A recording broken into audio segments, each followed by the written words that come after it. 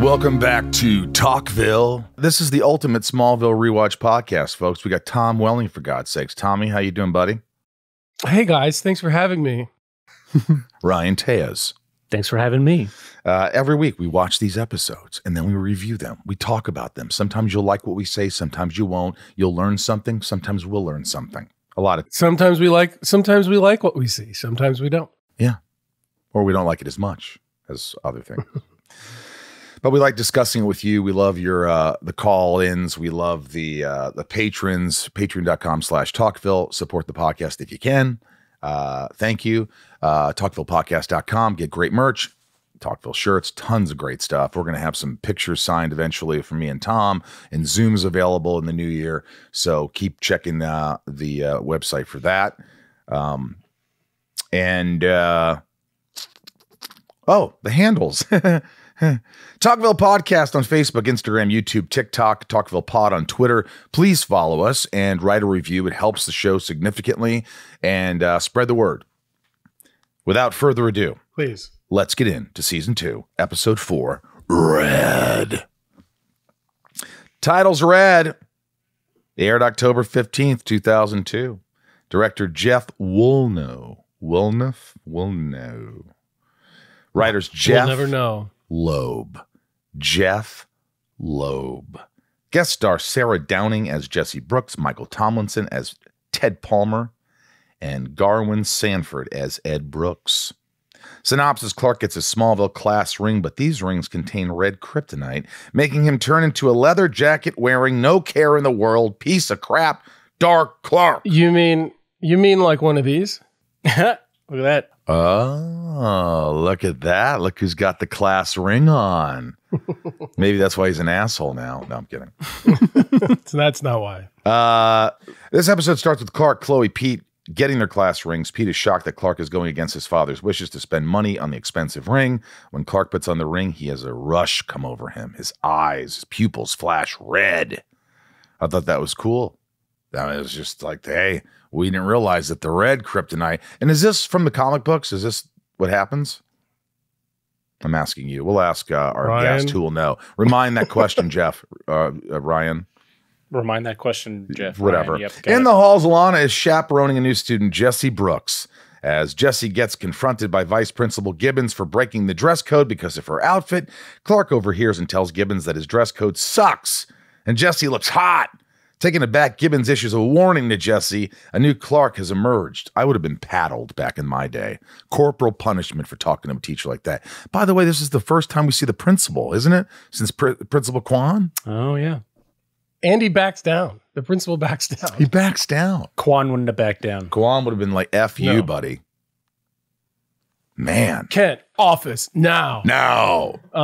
Yeah, I don't know if I'm going to like this new principal. Do we see him more and more? I don't remember. No. You know what occurred to me when I was watching this scene was, if a television show about Red Clark wouldn't work. That's the first thing I thought. No one would want to be around this guy already in one scene. That's what I was like, wow. Because the show's about heart and family and friends, you know. And they get to see this, maybe it's something that Clark has to deal with that also is, it's kind of puts a wrench in it all, you know? It kind of would be like if it was all about Dark Clark, it would have been like the show The Boys. Have you watched that one yet? No. I saw a couple episodes, but yeah.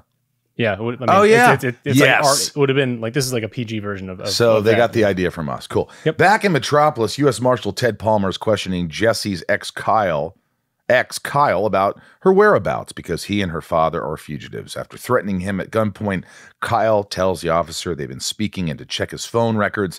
But before he leaves, Palmer drops a radio into the bath. Mm-hmm. Kyle is sitting in, killing him. Mm-hmm. Huh. It was tough.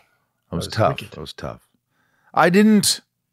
He wasn't given much, but the guy, the actor in the bathtub was, he wasn't given a lot. But I just was like, all right, it's okay. Just a local guy for a scene. Yeah, he did fine. He was fine. After school, Clark talks with Pete about hitting a bar that serves minors. Yeah, they're interrupted by Jesse, who catches up with Clark and gives him her number. When Lana notices they've been getting close, Clark reassures Lana that he hasn't taken his eyes off her. This is cool. I mean, we're getting to see some stuff that we would never get to see. It's a really interesting concept approach because we never see bad Clark, and we get to see bad Clark. And I think there's something really fun and disturbing about it. We'll get into it. Clark returns home and shows off the new ring, but Jonathan gives him grief for the purchase. Clark barks back about being tired, about stressing money, a cheap bastard, and super speeds away. Martha warns Jonathan to not push him too far. I love how that little back and forth where, and Pete says it too, where Jonathan's like, I knew you'd make the right choice. And then he comes home with the ring. He's like, what are you doing? He's like, well, Dad, you said it was my choice. He's like, well, I didn't think you'd choose that. Because you're a good boy. Back at Luther Manor, Lex arrives to his office and notices that Lionel has a team of people that are setting up shop for him. U.S. Marshal Ted Palmer makes his way into Smallville and the Wild Coyote Bar after following phone records looking for Jesse Palmer. He asked to be notified the next time he sees Jesse in his bar. I thought she did a really good job. Who played Jesse? She was she fit the part. Sarah Downing. I thought she did a really good job. And she didn't give a flying F about the other characters. She was doing her thing. But also, Garwin Sanford is Ed Brooks. That Ed Brooks was the FBI guy, right? No. Ted Palmer is questioning. Okay, so the guy who plays the bad cop or whatever, I think they looped all his lines. I watched and I was like, that's someone else's voice. It's not quite right, and it seemed a little bit distant. It didn't seem so like he was. I'm telling. I want to ask our guest, who will be on shortly, about that. Remind me of that, Ryan. Well, if he's anything like us, he'll be like, I don't remember. I bet it will, because it was his episode. Not to leak any. That night, Clark arrives at the town where Lana, Chloe, and Pete are studying. Instead of joining, he tries to get Lana to leave with him and go to the bar. High school boy trying to go to the bar. Lana says no, so Clark decides to hang out inside with them. After another failed attempt to get the group to leave, Clark uses X-ray vision to notice the birthmark on Chloe's cheek. Real pervy. You're like, this is definitely not Clark. Something's going on with Clark. And I like how Sam Pete just puts his hands over Clark's face and says, oh, man, damn. Yo, man, come on. What is it? The next morning, Jonathan gets a call from the credit card company to verify charges on the card from the night before. He and Martha head to the barn to investigate what happened and find a new stereo system, canoe, TV, and other expensive items that Clark bought. I think this was too much. This was like absolutely ridiculous. Like, he should have just like, okay, a few things that are like, wait, where'd you get the money for this? I mean, he spent $100,000 here. On sporting equipment, sporting goods. I mean, enraged at Clark's recklessness, Jonathan tells him he needs to return all the items. Clark ignores his father, instead throws on a leather jacket, takes the motorcycle his dad was fixing up. I like how you just jump out of the barn and say, F it, here I go. We're like, what is going to happen here? On the route to school, we see Jessie being followed by her father, pleading for her to change her outfit to not draw attention to them. At the same time, Clark rolls up and offers Jessie a ride. Did you really drive a motorcycle? It's funny. My wife, yesterday when I was watching this, my wife came in and she saw that Clark jump out of the barn and jump, and she was like, was that you? I'm like, absolutely. You really kept to it? No, it's not me. I would love motorcycles. I've always wanted one.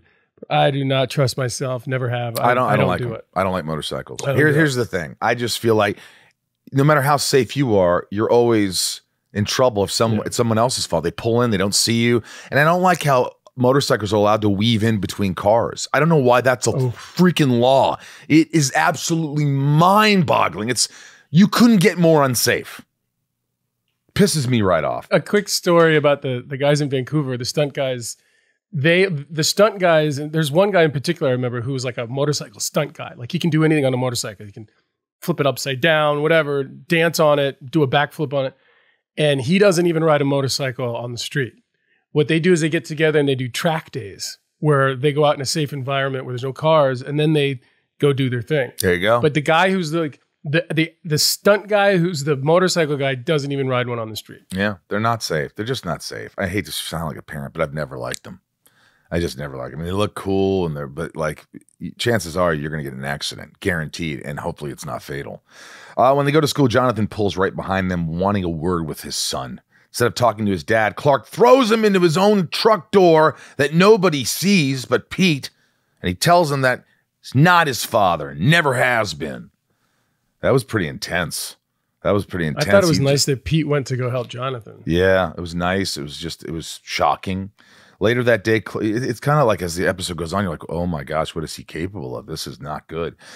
Later that day, Clark goes to the town to tell Lana that he's happy. She's jealous and of him and Jesse. Carefree, Clark then tells Lana he's had feelings for her for a long time, proceeds to make out with her, which was a really hot kiss, and then asks her on a date that night. Man, that was a hot kiss. Do you remember kissing her the first time?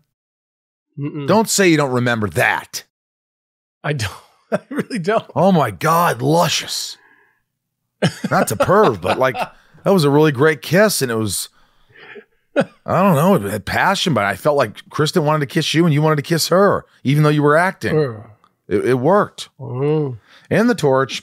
We'll move on. Chloe tells Pete something she's discovered about their new class rings. She found that the jewelry company making them cheaped out on the materials and are using red meteor rock instead of rubies. Pete takes this info in and shares it with the Kents, who start to put together the pieces of how the red meteor rock might be changing Clark's emotions. It's just I like that Pete is the one who does it, because he just, he knows about green kryptonite now from the previous episode. Because why else? I mean, how could Chloe go in and be like, hey, I think the red meteor rock's affecting Clark? That would open a whole nother. So yeah, he has to put it together. Yeah, that's really good. Really good tracking. Good writing, if I may say. Black Peacoat Clark visits Lex in his mansion and asks to borrow the Ferrari for his hot date to rock her world. Lex is hesitant, but Clark assures him that he's not going to drive it off a bridge. You know what's cool about this? I'm going to drive it off a bridge. I love that. Wink. You know what I like is that Tom and I do these Smallville nights at these conventions, and it's a private event, no cameras, nothing, and we give prizes and we read with fans. I put a ball cap on. No one's had a bad time with these things. You have to do it if forever in your town. But we do that scene sometimes, and people get to read Red Clark and seeing there, and some were just dynamite. They were just fantastic when they were reading it. They really put their all into it. Clark takes Lana to the Wild Coyote, even though it's not really her type of vibe and they're underage. And being turned down for a beer and a dance, Clark diverts his attention to someone else at the bar. Jesse. Jesse, you don't cut fresh flowers for me. Jesse. Remember that song? No. The two hit the dance floor and end up kissing in front of Lana. This rightfully pisses her off and causes her to leave. Other guys at the bar get into it with Clark, and he proceeds to kick everyone's ass. I remember filming for this because it was maybe a 2-minute drive from the house I lived in at the time. And I remember just thinking like, oh, it's only 2 minutes away. And I think I was still almost late because I was so happy about not having to leave early. Yeah. I was still almost late to set. And then it took forever to orchestrate everyone in that bar and then the fight. It took forever to get all that. Yeah. And I would have, the fact that his bat goes into lights on fire, it's just like, they're about to see they're like, wait, what's going on here with this guy?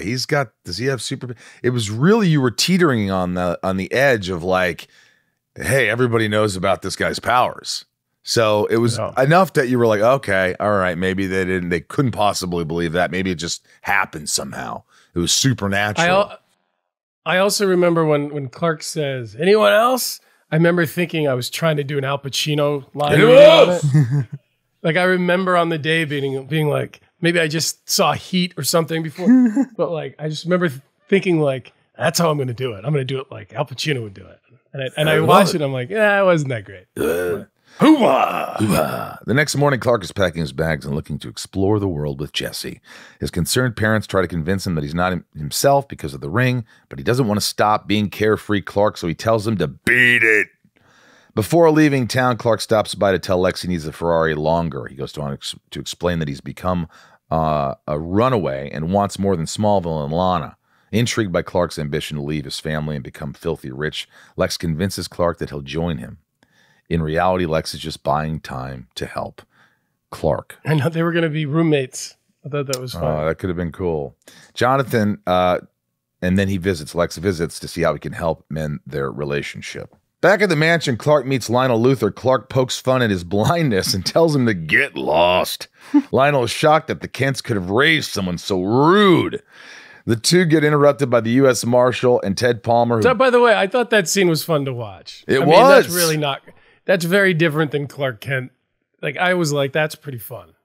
You know. Yeah, and U.S. Marshal Ted Palmer tracked them down, the Ferrari plates from the bar, and had questions for Clark. Palmer pulls out a gun. Clark super speeds the gun away from him and shoots his own hand repetitively to freak the guy out. As Palmer tries to escape, Clark blocks him against the wall with a pool table. He learns why he's looking for Jessie, because she and her father are in the witness protection program, hiding from his former employee, who has hired Palmer to get back valuable hard drives that they are keeping. I do remember the gun in the hand thing was somehow really difficult. It's not as simple as just going like I think I was going like this but not pulling the trigger, or I was pulling the trigger but not going like that. Yeah. And then the bullets wouldn't stay in my hand. I remember just being like, you'd think something like this is an easy gag. But yeah, and again, you're teetering on the edge here of like Lionel's right there and he's blind, thankfully, but well, what's happening? What's happening? Who's shooting? And, Clark walks away unscathed, and this guy with the pool table right there. But why didn't Lionel talk to that guy, that FBI agency? What happened? Tell me what happened. I thought Lionel got out of the room pretty well, considering he can't see where he's going. You're still stuck on that, huh? Well, you know something we don't, buddy? You want to tell the fans, listeners, our Talkvillians? I don't know. Maybe we ask our guest about how they track that. Talkvillians. I kind of like that. Our Talkvillians. Clark knocks out the marshal, then heads to Jesse's house to take the discs so he can sell them for himself. While asking Jesse for the discs, Clark is interrupted by the marshal who arrived to get the discs. He's unsuccessful, however, because Jesse's father, Ed, shoots the marshal dead. Jesse escapes into a cornfield with a bag, holding the discs, and pleads with Clark, who stops her to leave them alone. As he takes the discs, Pete shows up with Jonathan Kent to stop him. Pete opens up a box with green kryptonite, weakening Clark, and Jonathan swings a sledgehammer perfectly into the ring that Clark is wearing, destroying the red kryptonite. Normal Clark is back. That was actually a cool scene. That was cool. That was really cool. Later on in Lex's office, he tells his father that he's overstayed his welcome and he will be returning his office to the way it used to be. Lex, that is. Lex relates his overcoming baldness and not letting it be a sign of pity to his father's blindness. I like that scene. It was like Lex kind of being like, enough of this shit. Stepping up. Back at the Kent farm, Clark apologizes to his parents, but Jonathan feels his outburst came from somewhere deep down. Clark reassures him that money and material things don't matter, and what means most is family. However, he acknowledges that he is having difficulties keeping up both of his identities.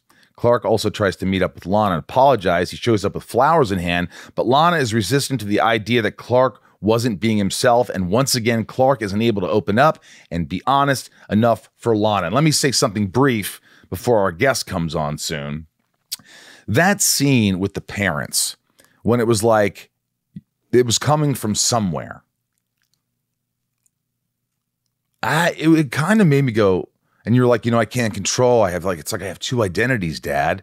It was kind of weird for me. I want to talk to our writer here because I felt like Clark Kent, Superman, shouldn't have those dark feelings. He shouldn't have those dark, why not? To hurt people or to, I don't know. You guys think differently on that, huh? Why not? I thought you were going to say that Jonathan's like, well, they must have come from somewhere, and he kind of goes, he doesn't. I thought he would have pushed more. When he says you're not my father. I mean, I guess it's sort of like maybe it's just a semblance, or it's a little morsel of Clark that's in there that has questions but aren't as severe as when he was Red Clark. Kristen was really good in that final scene of just Really like Lex good. did with Lionel. Just Very being stoic. like, all right, that enough of this shit, Clark. You don't get to just walk up here with some flowers you picked over the hill and still not tell me what's going on. She was like, Yeah, it was a really good scene. I was like, good for her. Well, I wonder if our guest is ready. Let's see. Talkville is brought to you by Policy Genius. You know, we all hope we never need life insurance, but mortgage payments, childcare, other expenses, they don't disappear when you're gone. If you have a family like, Tom does, you already have plenty of things to worry about. A good life insurance plan can give you extra peace of mind that your family will be taken care of. Isn't that nice to know? I mean, why would someone want to leave their family burdened with all these things, these payments, that's no way to go. You want them to know that they're going to be safe, they're going to be okay, and make things as easy as you can on them.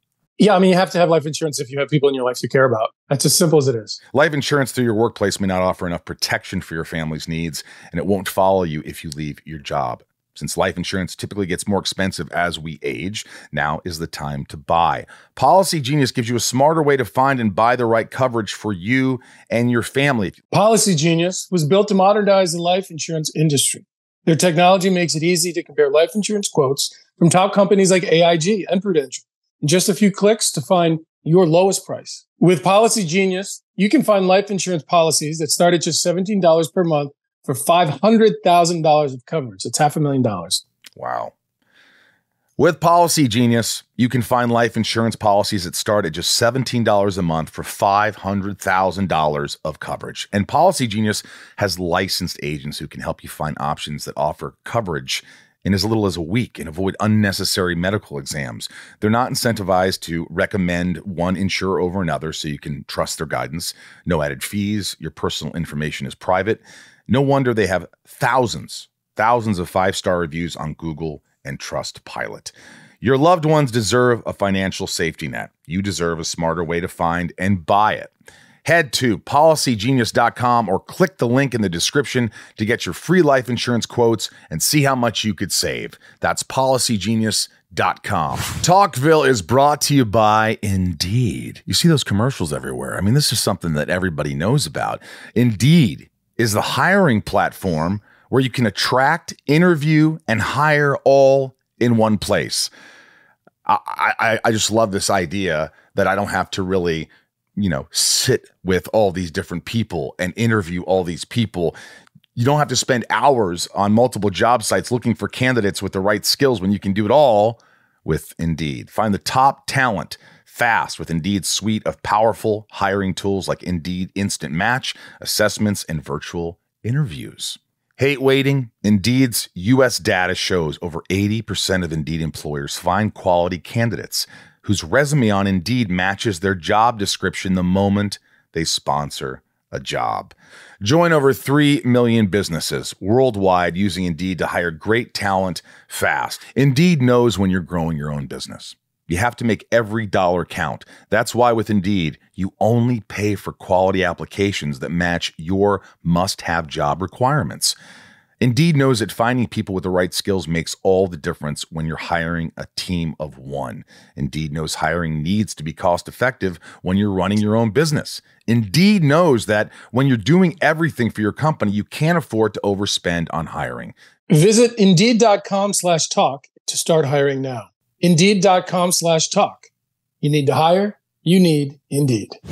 This guy is, you can't say enough about him. Terrific writer. Ran Marvel TV. Just so prolific. One of the smartest guys I've ever met. Terrific human being. Sweetest guy. We see him at cons now. He's always like, hey, I want to be on the podcast. He's got a lot of enthusiasm. Ladies and gentlemen, please welcome the wonderful, talented JEPH LOEB. Here's the only part that I'm a little thrown by is that, it's behind Tom. Okay. I was watching one and I thought it was hilarious that Tom has a giant picture of himself. Okay. You know what? Do you want Yeah, that is it's a younger version of me, but you have to understand, you know why it's there, because I had a different poster there, and Rosenbaum's like, you don't have anything from Smallville? And I ended up finding one, and I put it there, and it's Michael's fault. So, Jeff, considering your interest in my background, can you tell me what all those little trophies are behind you? Are those Emmys? Oh, those are things that my mom keeps taking out of the garage and putting up on the shelves. How many Emmys have you won? It gets to the point, Michael, as you know, that you just leave them around the house. I won a Saturn Award, which is cool, but it's not, it's not an Emmy, but I'm flattered. That's what those are. I only have one. Those are all my Saturn. But Jeff, I have all the rings of Saturn. Just to throw this out to the viewers, not only was he a writer on Smallville and one of my favorite shows ever, Lost, writer for films like Commando, Teen Wolf, produced Heroes, ran executive vice president of Marvel. I mean, how do you find the time to do all this stuff? When are you going to retire, Jeff? I don't know. Tom, you did 200 episodes. I know, but I didn't know any better. You're a smart guy. No, I'm just old. That's all. It's just as the years went by, I found other things to do. But Smallville is always going to have a special place in my heart because it was the first live action show that I went on. And Alan Miles were sort of my mentors. I know they find that hilarious. But I, for a long time, thought that it was one guy named Alan Miles. Yeah, they called out of the blue. It was they had read Superman for All Seasons, which is a graphic novel that I'd written with the late great Tim Sale, and they had read that. Peter Roth had given it to them. And Peter Roth being the guy that started all of this. And as the story that I was told, Peter originally wanted to do like Superboy, like a guy in a costume running around the entire time. And Alan Miles, one guy, said, that's ridiculous. We're not going to do a costume show. And so we don't know how to do it. And so they gave him Superman for All Seasons, and Superman for All Seasons, Clark does not put the costume on until the end of the first chapter, which is 48 pages. And it all takes place in Smallville, and it's got Pete, and it's got Lana, and it's a little town, and it's sort of about a young man growing up. And so I get this phone call from the guys, and they said, hey, we were inspired by your book. Will you look at the pilot? And so they sent the pilot over. This is before it was on the air. They're like, take a look at the pilot because we just stole your idea. I didn't say that. They didn't steal it. Maybe they just it gave them more of an idea of where they can go. Inspired. They've always said it inspired them. So that's what I'll take it. It again, as the story goes, I think it was Al took it to Palm Springs and came back from Palm Springs and said, I know how to call Peter and said, I know how to do the show. But the whole idea of like the kryptonite and that's all them. Mine was just this gentle little story about Ma and Pa Kent and the life living in the corn. Quickly. I was going to ask you about what it was like when you first came on to Smallville, like put yourself back in that writer's room. Did it seem as chaotic as we felt on set for the first season or two? Was it kind of like everybody's rushed? We don't have a lot of time coming up with ideas. People stressed. Did you notice Alan Miles stressing at the network stressing? What do you remember? Yeah. Comedy mostly. But they had look. The thing that I have found is a great show, a show that is going to last 100 episodes, 200 episodes, has to have a vision, has to have a set of rules, and has to be able to have a showrunner or showrunners that know how to stick with that. Hold the line. Yeah. And I think one of the things that was challenging for some of the writers, because some of the writers had been on other shows, they weren't used to, we would break the whole thing on the board. Alan Miles would be in like editing, or they'd be, dealing with the network, or they'd be talking to you guys up in Vancouver, and we'd be in LA working on putting things up on the board. And then they would come in, and within seconds, they would go, Act 2, where's the Clark and Lex scene? And we'd go, there is no Clark and Lex scene. No, there's a Clark and Lex scene that's in every Act 2. Now, the rest of this doesn't work unless you put a Clark and Lex scene in there, and then they would storm out. And then I used to refer to them as like the good uncles. Like they would sort of come in and they would go,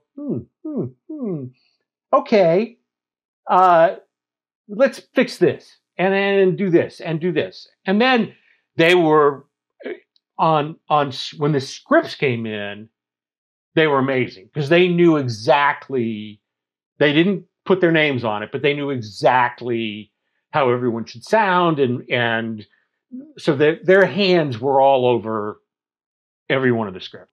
Those guys were so brilliant. I remember, I think it was the first or second episode that I ended up directing, and I knew they always did a pass at that time while they were still on. And I remember, I think I called Al and I go, I have a favor. And he was like, oh God. And I was like, can you just look at it 3 days before you normally would? Because, I was like, I just saw that like every time you guys look at things, they're instantly, everything's better. And he did. And it was like, I went into my prep with a script that we could actually shoot. And it was like, thank you. It was just that was the other thing, is they really understand both production and character. But the thing that I loved was they had the best outs. Was that, because the hardest thing as a writer is television is, because there's commercials, they have all what we used to call, it's all foreplay and then a false climax. And then a commercial, usually for tampons. And so you would put them together. I'm just doing all of Michael's old bits. And so you would put them together, and it would just go like this, and then commercial, and then you'd come back. And so there were always like little moments of false jeopardy, like, Lana was falling out of a car, or Clark's building was exploding and his clothes were fine, or, Lex finally, would end by going, I'm going to kill my father. And then you'd come back and it would be like Pete at the malt shop going, so Lana, are you going to the dance? And we'd be like, what happened to, like, are we going back to Lex at some point? But the idea was to get you to sit through the commercial and watch the show. And obviously it worked. Well, it's so different. It's so different now, because when I watch it, I buy the seasons for this, and there's no commercials. Sure. And so it's different. It's a different abruptness. It's not designed. No, it doesn't have the breaks don't feel generic, like they were built in. But I'll never forget, on my first meeting, I came in and they said, what did you think of the show? And I said, I loved it. I loved it because, as Aaron Spelling once taught me, to throw a name out there, Aaron Spelling at the time was just the king of television. He had 72 shows on the air. You could watch the show with the sound off. And Al got very like, what do you mean? What does that mean? I said, because the show is so beautiful and your cast is so beautiful, you want to like lick the screen. It's like candy. and then I reminded them what Aaron had taught me, which was, and this was when there were only 4 networks, people like to hit the remote all the time. You need a show that people are going to stop and go, whoa, this looks different than everything else. And they had created a show that had looked different from everything else.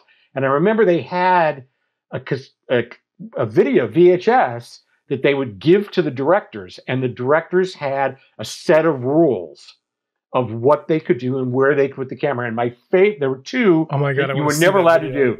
You were never allowed to do Dutch angles, which is where the camera's sort of like that. And because they would always argue, whose point of view is that? Who's turning their head like that? The people at home aren't watching like that. But we shoot straight on like a movie. And then the other one was every single director wanted to go into either, I think it was Lex's library, and shoot behind the fire and through the fire so that you could see Lex as though he was the devil. And every single time the director would show the shot list, Miles would go insane. Miles would go, and whose point of view is that? No, is no, there we're someone not doing in that. the No, fire? no, fuck it, fuck is it. there someone on fire? I can't have this. And those were the kinds of things. Is like it was and then the only other thing was the what would we call the 30-foot jump, the 30-foot throw, something like that. It was on page 50, Clark would throw somebody 30 feet. When you came up with Red, the episode Red, which we're watching today and talking about and critiquing it and like looking back, he's got the red ring on. You can see that. Love the ring. Love the ring. Now, is it something you just came up with? Like, what if we have this, or is it something that you guys were all exploring? Did a couple of you come up with? I don't think it was me. I think I got the script because everyone in the room used to look at me like, you're the comic book guy. What does the comic book guy say? Like, I'd never done television before. So like, no one was going to turn to me. So it was, and obviously I'm very shy and I don't talk a lot. So when we got around to doing Red, I really wanted it. And so. Because it comes from the comic books? It comes from the comic books. And it also, but more importantly, all of season one, unless I'm wrong, anything that happened to Clark was external. Like somebody got irradiated by it and then they turned into the woman that could eat a deer, or it was the episode where, Lana went insane, or it was a tornado, something outside of him. Yeah. Something outside of Clark. And I thought, and now Tom, please take this as a compliment. I really felt like the first season, you were still sort of finding your way. And something happened during that hiatus. You had gone, I think, to Martha's Vineyard for the summer, and you came back. And I remember we were all on like whatever version of Zoom, and you had this like epiphany, which was, I'm putting this show on my back. And from this point on, you can give me anything. Like long speeches, anything you want, like just go for it. I probably didn't say long speeches. No, I would never say that either. But I just remember there was a real shift in your acting. Like you just like suddenly embraced the show in a way that I think made it a much bigger hit. And so I had the opportunity in Red to sort of push you. And of course, I was talking to Michael about this. We were at a show together, and we were trying to come up with what Red Kryptonite does to you. And in the comics, like you have two heads, and you turn. There were multiple Supermen, and there were all kinds of different things that Red Kryptonite did. And I remember sitting in the room going, Clark's like this nice homespun, great kid that everybody loves.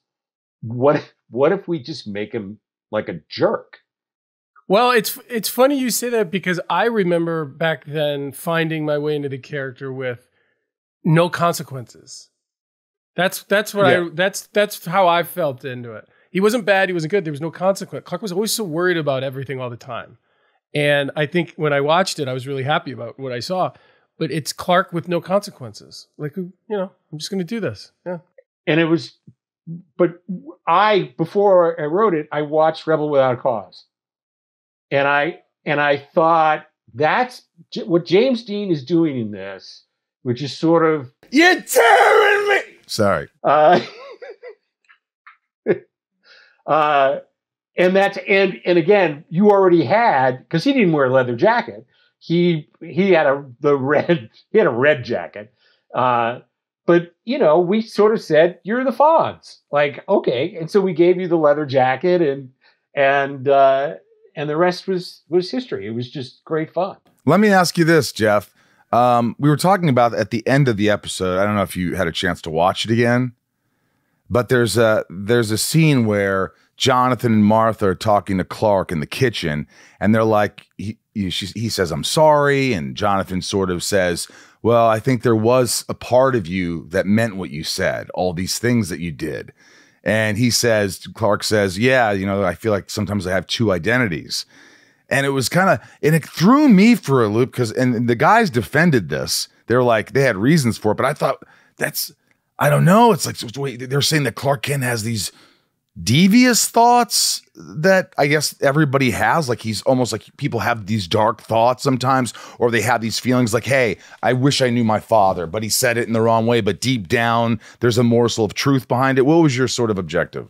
Well, more than anything, I think it was just to get to the line, which is there's two sides of me, so that at some point he was going to be, Clark with glasses, sort of bumbling and sweet, and then there was going to be Superman, who was going to be out there, the hero of the world. But in terms of the thoughts, I really think that Alan Miles wanted to be able to reach to that, so that it wasn't always, good Clark, that there were other things. And I think it also made it much more interesting in his relationship with Lex. Because I thought the most interesting thing about Lex that was them, was that he was incredibly charming and really well-meaning, and in a lot of ways really did want to be Clark's best friend. But there was this demon, mostly created by Lionel, that had brought out a side of him that would inevitably make the two of you sworn enemies. But again, that was something from the comics originally, was that they were best friends and then they fell apart. How long were you on the show on Smallville? I was on through season 4.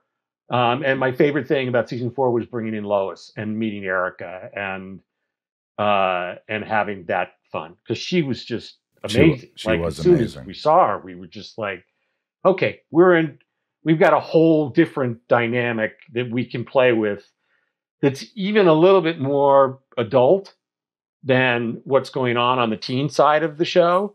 And I think that was also, Alan Miles' gift, was that they always were looking for a way to keep the show fresh, to keep it going. Like, if Clark and Lana weren't going to sleep together, because they couldn't, then what were we going to do? And how could we make it interesting? So they built a different triangle. And Lois came into the show, and, Erica just had fun. And she was very different than any other voice in the show. Yep. And I remember when we first started talking about her and doing some of those episodes, was that we really, and I don't know whether or not, Tom, you ever got this note, but was that we were looking for a very 1930s kind of banter, that it was much more like Katharine Hepburn and Cary Grant, that it was that kind of sort of funny, silly stuff that you guys could say to each other, because you always had to be so earnest with Lana. Mm-hmm. And so this just opened another door that we could go into. And I sort of remember us thinking, and I don't remember how 4 sort of played out, but that we really wanted to keep Lex away from Lois as long as we could, so that she could sort of form her own opinions about everything, and then Lex could come in and be sort of the devil on her shoulder going, well, maybe what you're seeing is not everything that you're seeing. And that gave them a dynamic that we'd never seen before, because, again, in the comics, as they got older, they dated before Clark and she dated. And right. So that, again, it's so much of what we were able to do was be able to sort of tweak the fans, was to be able to sort of leave little things that they could go, oh, I know why they're doing that, because this is what happens in the comics. And then nobody would ever follow up on it or anything. That was just the fun of doing those things. Yeah, I always think of weird shit. My mind goes in different places, and I'm curious because I'd love to like put myself, I wish I was a fly on the wall in these writing rooms where you guys are all working together and having meetings and pitching it and story, like kind of like this is what's going to happen in this episode and breaking it down. And were you privy, or were you like, were there a lot of people getting fired at this? Did you see a lot of people come and go? A lot of the writers? At the end of the first season, yes. And so we were the new kids. It was me and for Hayden, Todd and Darren, who obviously you guys knew because they took over the show later on. And interesting enough, Kelly and Brian. And who then Kelly took and over Brian, who also took over the show. Kelly and Brian literally had come out of film school. Like this was, and I remember like the first 3 weeks sitting in there, and sort of the guy that was the boss was Mark Verheiden, because he had the most experience and he'd been there during the first year. And so Mark I'd go into his office and I'd go, what do you want to do tomorrow? How can I be helpful? Where can we steer the room? Because obviously I'm a big personality. And so it was like doing that. But I remember saying to Kelly and Brian after 3 weeks, guys, you have to talk. Like I know it's new, but and so we came up with this thing. I don't think you guys ever knew this. We would start every episode. Every episode started on a Monday, and you had to break it by the end of the week. And so on a Monday, we would come in, and the first thing we had to do was you had to pitch the worst idea you'd ever heard. So we would do like, Jonathan's a ghost, Lionel's a robot, Clark is actually a dog that changed into a human being, but every now and then he's going to bark. And we would laugh, and that would go on for like an hour. And then we would go, okay, everybody agrees those are the worst ideas in the world. So whatever you have to say from this point on can't be bad. It's a safe place that you can be. And then I think by season 3, we had enough writers that we could split the room. And so me and Todd and Darren went into this room that had no windows. And we used to call it the black room. And the other room faced the Warner Brothers lot and had sun shining in on it. And we used to call that the white room. And that was where Kelly and Brian really just exploded, because they really found out. But Alan Miles used to play us against each other. And they would come into the white room and they would go, those guys in there, they've come up with like 10 ideas. Like, you guys are still working on your first idea. And then they come back to us, they'd go, you guys have a lot of ideas, but I gotta tell you, the guys in the white room, like, they come up with like some character stuff that like you guys haven't even thought of. And it really made it, for me, it was fun. I think for a lot of people it drove them crazy, but for me it was like, okay, and a lot of 3 and 4 were just ideas that we would just keep bouncing around. And Todd and Darren were so good at just like, well, what if we did this? And what if we did this? And so that part was super cool. And you're the only one in there who didn't come in with a partner. Everybody else has partners. Yeah, there were a lot of partners, but I was my solo guy. What episodes did you write, Jeff? Let me ask you this. What episodes were you most proud of? Red will always be my favorite episode. Because it was my first. And also just because it was just so much fun. There was Insurgents. I remember that was the Insurgents. one where we did the hostage situation. Yeah. That was a pretty intense episode. And it was basically, I pitched, we should do Die Hard, at Luther Corp. And that's exactly what it is. That's hilarious. And there were a few others. I literally would have to get and look at my residual check. But But you got one or two in a season, depending upon who you were. But if you were at a certain point, that was the joy, was like Kelly and Brian and Todd and Darren would get like 3 or 4 because they would nail it. What did a writer make? How did that work? I'm curious because I don't know, 20 grand maybe. Now, if you had 2 people writing it, you had to split that, right? Exactly. So it's a lot of hard work for not that much money. I remember that, but you were making more money than everybody. The other thing is that's not how you get paid. You get paid weekly, depending upon where you were. I was a supervising producer, and then at that level, you also got a script on top of it. But if you were, I remember Kelly and Brian were staff writers at the beginning, and their money came out of their script. So I remember, like, after the first season, they like came to us like, guys, like, we can't even pay our rent. Like, and they were putting in like producer kind of stuff. So you'll see in the credits how many people jumped because you don't want to be staff. Staff's great. I mean, it's the place you got to start. I didn't start that way because I just done other stuff. But my question was, I wasn't like going, how much did you make? My question was more like, how much did you get for a script? Not how much your salary was on the side and what you got paid a week. That's what I was like what is, like, now they're probably, because I know directors would get like $40,000 for an episode or $30,000. So I was curious as to what, if you wrote a script, your name was on it, that's what you got. So you're like 20 grand. So that's what I was curious about. I think you got that. And then, the great part about Smallville was you paid residuals. I mean, there are not a lot of shows that, you could be on for one season and then goodbye. You never see them again. When you've got a show in between the DVD set and between the fact that the show was on all the time, believe me, I saw Al's house. He did fine. He did fine. Well, look, this is crazy because it's almost a half an hour with you. And the good thing about this. Please cut it down. Please. No way. This is brilliant. You have I could listen to you for hours. And that's why I'm asking you to come back, to have you come back for another episode, or have you come back, even if it's not about an episode, to tell us some more about the inside, because the fans will love this. They'll eat it up. We eat this up. And this is so amazing just to hear these stories and how things work behind the curtain. We're on set, we're doing our acting, worrying about our lines and how we look.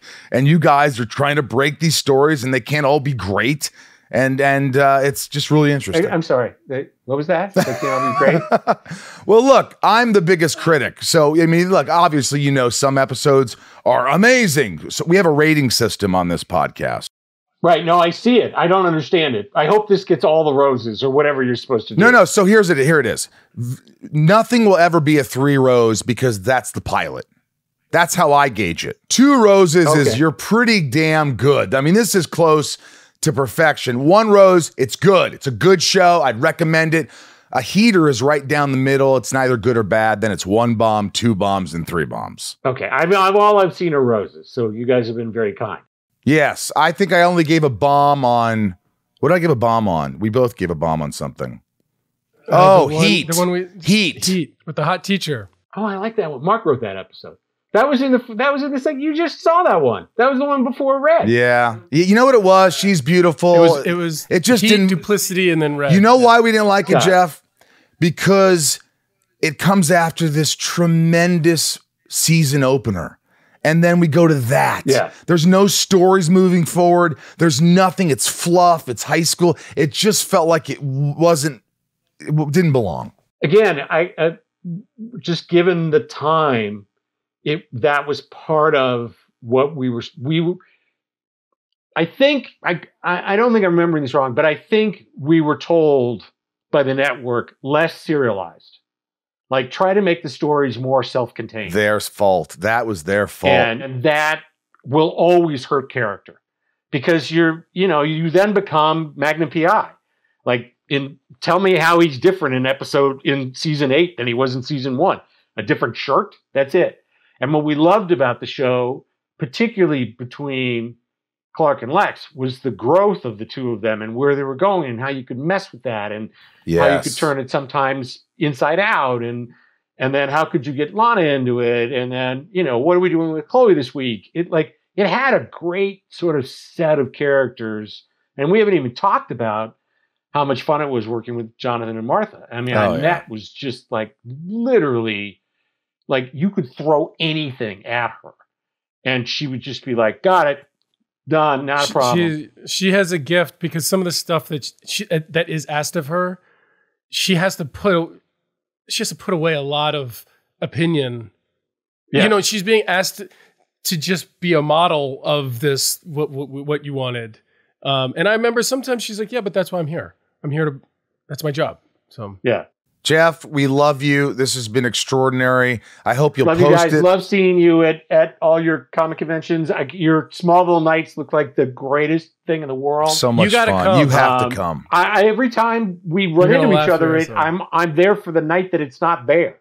Well, if you're ever there, second night. If you're ever there, we read. It's funny enough. We only read a couple scenes, and one of the scenes is in Red, where Clark comes and asks Lex for his Ferrari. And we read Red Clark, and that's one of the scenes that we love so much that we wanted to revisit again. So you're extraordinary. You're an amazing talent. It's been great fun, and yeah, I'm happy to come back whenever. You will be back, my friend. The only other person that I really have to mention, because he'll kill me, is Greg Beeman, who just we talk about him all the time. An enormous effect on not just the storytelling, but the look of the show. I mean, he was in many ways a producer on the show. Like he was not just the director that we went to most of the time. He was the guy that everybody went to and said, how does this? And he could fix things in places that didn't happen. And then our careers would run into each other on Heroes again, and have more fun there. And also just a guy that would make you laugh. Love him. He's the best. Just amazing. Yeah, I sold my first script. I sold my first script with him. That's right. I knew you guys were together. Yeah. He's the best. We love you, and we're gonna bug you again. Just remember, please. This is not bugging. This is great, and I'll have a whole different set of things in the background next time. Take care. Thanks so much. Hi, fans everywhere. Give this lots of roses. He knows all the things that we don't really know about. That's why I kept picking the brain. I wanted to. All right, interesting things to note. Thank you, JEPH LOEB. You're awesome. In the comics, red kryptonite does not have a consistent effect on Superman. Its effects are completely random and sometimes can be positive. Clark's green and dark clothing are symbolic of Red K. Clark. There are tons of instances of flashing red lights used throughout this episode. This was watched by 18 million viewers, the highest viewing figures for this season. Jesus. Imagine if all those people became patrons. I never knew we ever had 18 million viewers. Are you effing kidding me? They lied. I don't even know it. They lied. They said we're only getting 3 or 4 million. 18 million, you liars. John Schneider did his own stunt when thrown against the truck. Oh. This marks the first time that Clark has any kind of interaction with Lionel Luthor. Confirm or deny, Tom Welling couldn't drive a motorcycle prior to this episode. He needed stunt doubles for those scenes. He's already talked about that. So we know that. They tried to get me a little comfortable with it and stuff, and we're like, you know what? Let's move on from this. Patron privilege. This is the hotline. These are the questions. Here we go. We love listening to you guys, hearing from you.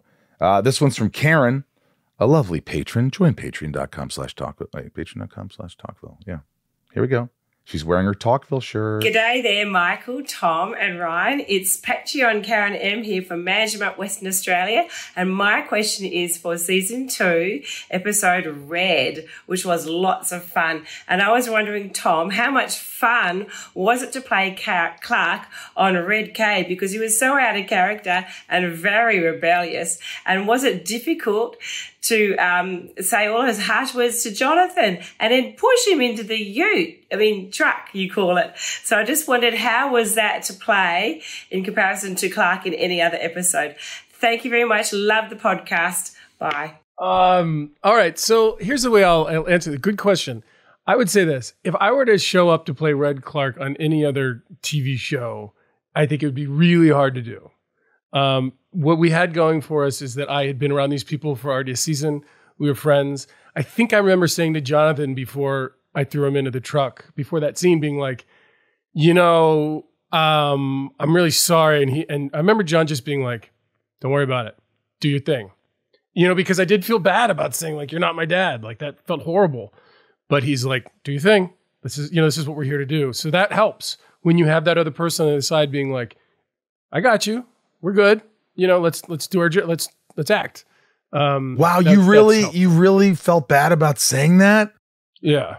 Yeah. That's crazy. You can't tell in the episode because that's the acting part of it. But I think because John gave me permission in a sense, you know, plus the same thing with like Glover, like being a jerk to a blind man, you know what I mean? Like, but that stuff, we were already professional and friends. So it helped a lot. Yeah, I agree. This is Will Hammer. Hey guys, this is Will from Las Vegas. I just gotta say I love the Crazy Clark episodes. Those are probably my favorite episodes to watch. Why at the end, when Jonathan comes in with the hammer, Clark raises the fist with the ring on it? It's almost as though he's trying to help Jonathan destroy the ring to get the red kryptonite out of him. I always felt that was weird because by that point in the episode, Clark is already off his rocker. Why would he willingly let Jonathan destroy the ring? I don't think he was doing that. I think I was leaning to one side. So the idea is you're breaking it. Yeah, it just happened to be on that hand. He was defending himself, right? You were defending yourself. Yeah. But I could see how you thought that. I could see that. And subconsciously, is he trying to like say, here, destroy this? So maybe. Maybe subconsciously. Maybe subconsciously, but I think Red K. Clark thinks this can break your little hammer, dude. You know what I mean? Like, I'm not worried about your hammer. And going back to your question about JEPH Loeb, when you guys were talking about the two personalities for Clark, I think I remember trying to play Clark like this red kryptonite stuff, that wasn't me. It's the red kryptonite. The dual identity to me was more, I'm Clark with my parents who know that I'm not from here, and there's everybody else. That's how I try to play that. You know what? It's very ambiguous because everybody has their own interpretation of it. Yeah. By the way, we'll be in Vegas, but we'll have been gone by the time this airs. Sorry, didn't even mean to say that. Here's Joe from Comic Book Central. We love Joe. Joe helped promote the podcast when we first started and continues to promote it, I hope. Joe. Hey, Michael and Tom, Joe Stuber from the Comic Book Central podcast here. Thank you both so much for joining me on the show this year. Really appreciate that.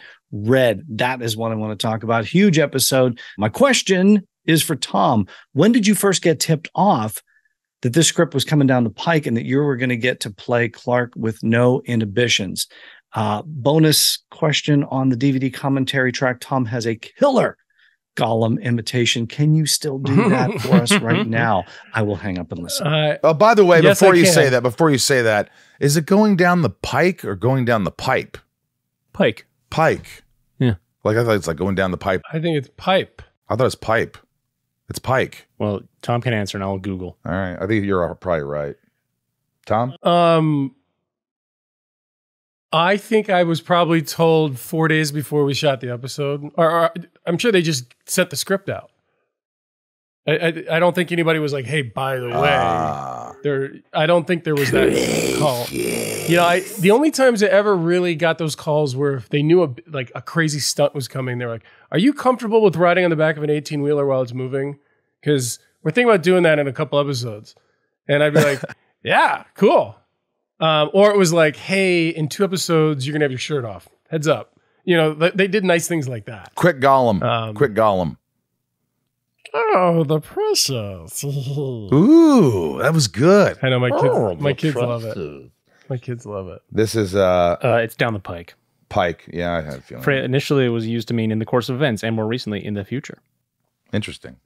Here's unnamed. I had to ask if when you're shooting this, and this was a fun episode, right? We get to see all the craziness that happens with the red kryptonite. My favorite part of this, show was the ending where they play that Oasis song, Stop Crying Your Heart Out. It was pretty, that was super emotional. And I want to know, like, when you guys watch this back, is that something that you go, wow, the music guys nailed that there. That was the perfect song.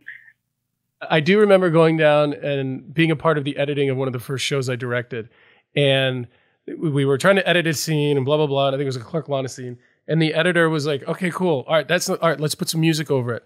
And all of a sudden it was like even better because it brings so much emotion to it. It like slows you down, and music has that effect. And it's a big part of Smallville. They spent a lot of money on music. Dude, I had a friend, this girl, Samantha, and she had this great song, and I just loved it so much. And I go, hey, I'm going to get this on Smallville. And she goes, oh, you know, probably thinking, no, you're not. And I finally directed an episode, and I kept saying, you've got to keep this song. I put it in the perfect place, and they kept it. And we were friends, but by the time this aired, I hadn't talked to her in a while, and she calls me probably, I don't know, maybe a year later or something. She goes, I've gotten like $20,000 in residuals. I go, well, buy me lunch. Crazy, man. The songs. Here's Laura. Let's see what Laura has to say. Hello, my name is Laura. I'm from Bogota, Colombia. I'm calling for episode Red in season 2. My question is for Tom. I was wondering about the transformation and preparation for this character and change in Clark's character, because I remember that Tom in season 1 told us that when he was trying to figure out how to play the X-ray Bishop, he got to the idea right before shooting. So I was wondering if maybe they gave you more directions on how to play Clark's character with red kryptonite, or you had time before shooting, or you just got right away before shooting the scene. So thank you very much. It's one of my favorite episodes. Please keep it up, guys. Love you both. Bye. Well, I do remember that. I remember thinking it's more about him not feeling any consequences for his actions, so he doesn't care. But I also meant to keep an eye on he's not mean. He's not, bad is something that I know people say a lot, but he doesn't know he is. And I don't remember if anybody told me that. I just that's how I found my way into the character. Will from Canada, International. Tom, you've mentioned how it's fun playing a different character. How enjoyable was this red kryptonite role? We've already talked about that. You liked it. But real quick, it was fun with the other actors I've been working with for so long to see their reactions to Clark being this way. I think even the actors, I think it was just it was more fun. It's different. Yeah. I mean, the surprise on like Martha and Jonathan's faces, the look on, Kristen's face when Clark says stuff to her, that's all new. That's new stuff in the show. Rosenbaum rating. Let's just go right to it. All right, so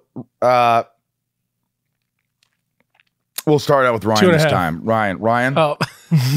Well, don't let it get skewed because of Jeff. We love Jeff, but some people like certain episodes, some people don't. A lot of people like this one. This is a fan favorite. I really like this episode.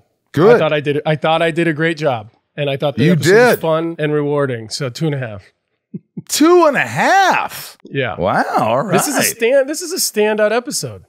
I like it. I like his conviction. Ryan, you got to be honest. I won't feel offended if you guys. No, I thought it was a good episode, but Ryan, I want to hear what Ryan has to say. Well, I've been on an emotional journey this whole time because when I watched it, I just felt uncomfortable. I was like, how is Clark going to make amends with all these people that he's just blatantly offended?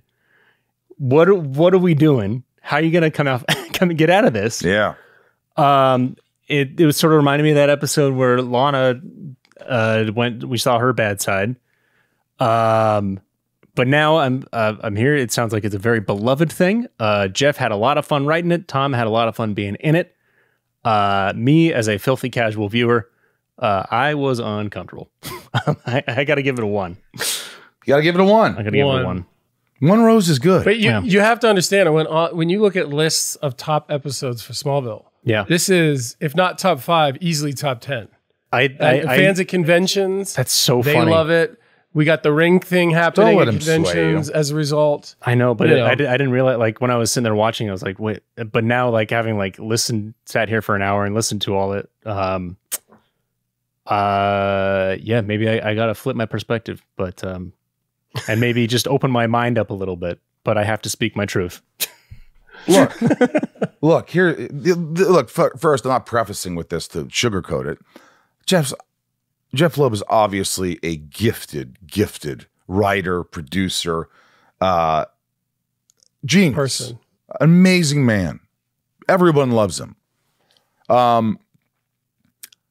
This episode, I thought, was very fun to watch. Tom in a different light and really take it and run with it.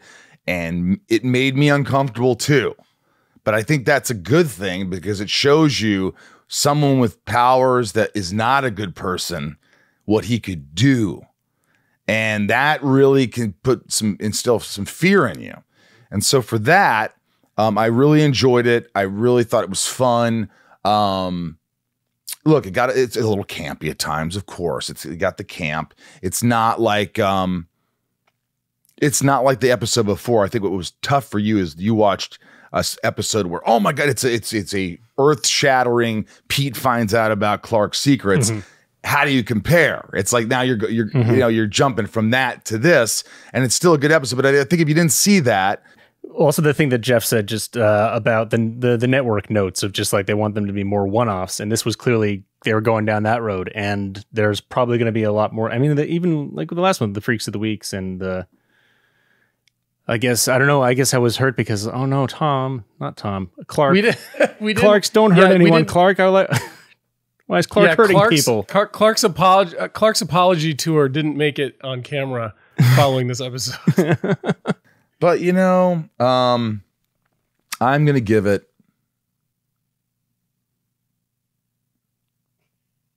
It's either a rose or a rose and a half, which is good. Jeff, by the way, a rose means I would recommend it. I think it was a good episode. I'll go a rose and a half. I'll go a rose and a half for this one.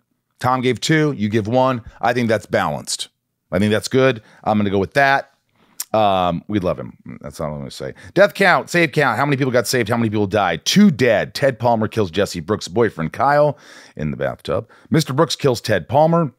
1 saved. Jonathan and Pete saved Clark from himself. He probably wouldn't have died, but his actions would likely have led directly to death of Mr. Brooks.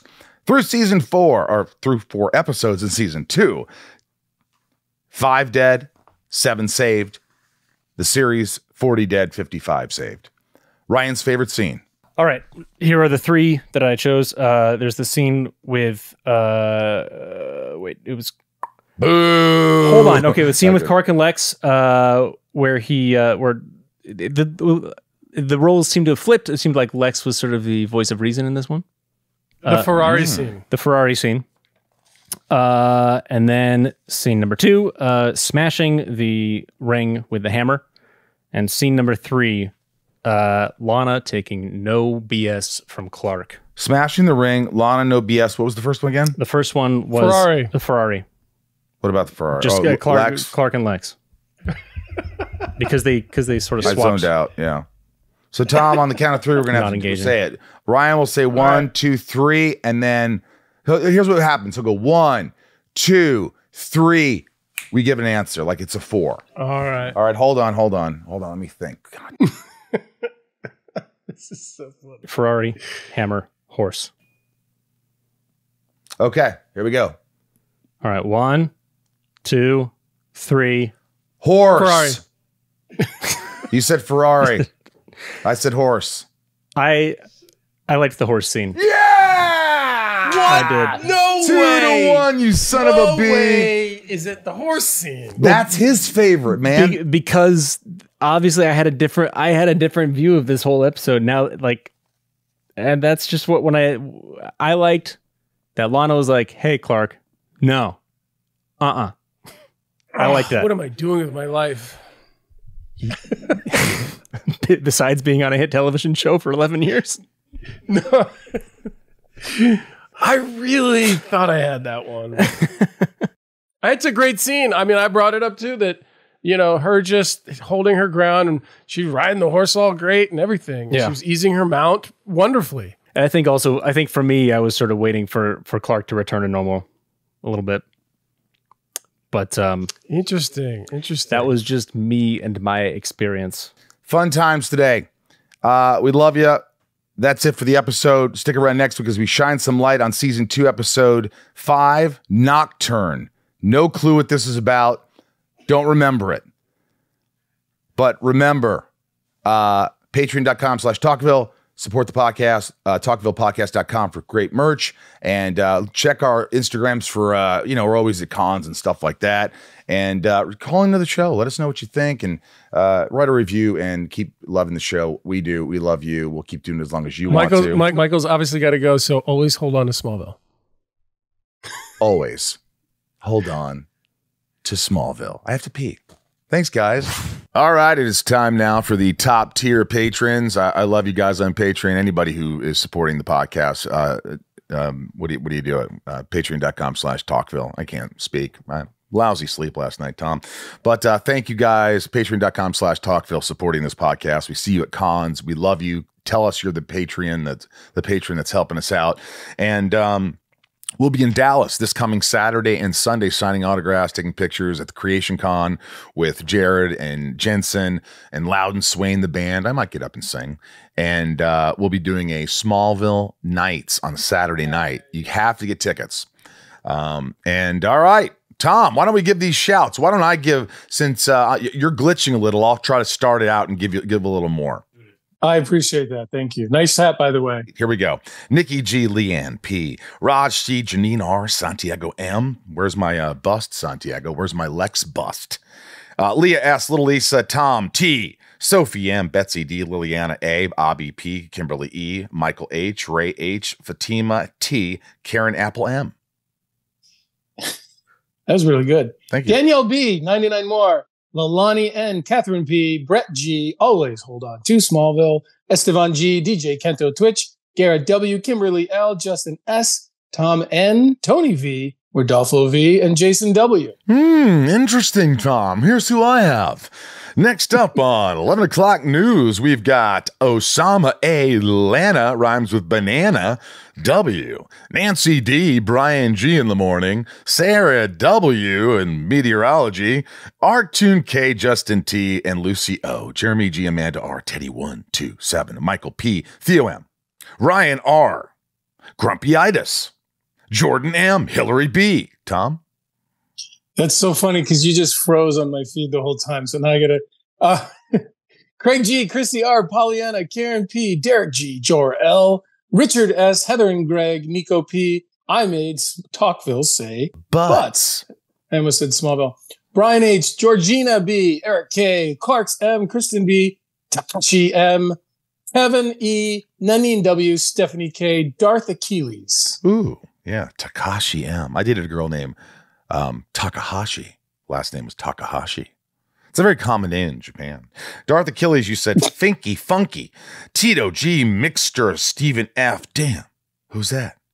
Jeanette never gets old. Jeanette E, Deadvid, Allison H, General Zod, Krauk, spelled backwards Clark. Thank you, Leah Stubbs. Drew M, Araceli's R, Araceli's, whatever. Big D, John Glover's Luscious Maine, Doug R, Tommy Z, Boston 68, Isabel, Cigar or Sager S, Corey L.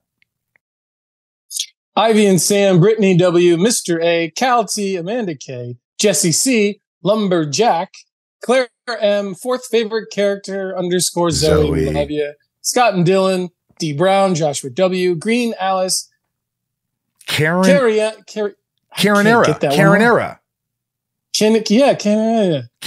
M. Eldon Z Supremo. No, L Dan Supremo. Sarah Q2, Leslie V, Gary H, Tatiana S, Robert G, Natalia, right? Yeah, Natalia G. Yeah, Natalia G. Got you. Joel Jules and Mick Burtz. Thank you very much. Julie Jules McBurtz. We love you guys. Thank you. I love shouting you guys out. You really help the podcast. And that's pretty much it. Thanks. Continue to watch. Season 2 is on its way. It's already underway. We're rocking it. We've got a lot to go, a lot to cover, a lot of hopefully good episodes coming. There was a couple that I didn't quite like. We love you. We'll see you later. Tommy, take it easy. Thanks, bud.